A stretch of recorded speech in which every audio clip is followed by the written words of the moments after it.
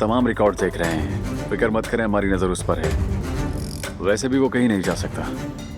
ठीक है, शुक्रिया आकिफ। सलामत रहो। खुदा हाफिज। खुदा हाफिज आकिफ।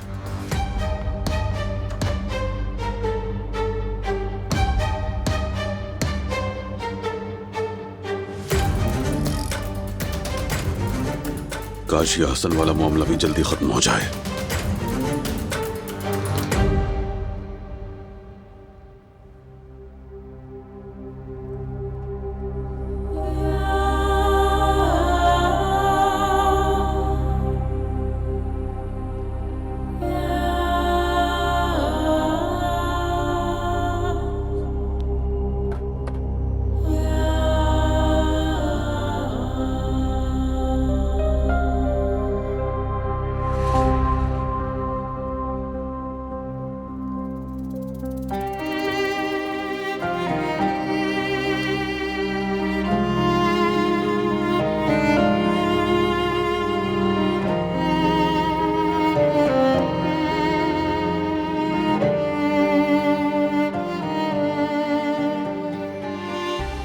सोच रही थी मीरान के पैदा होने के बाद हमने क्या क्या देखा।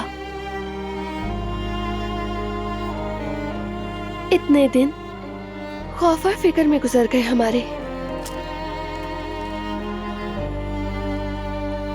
हमारा इतना वक्त जाया हुआ बारात।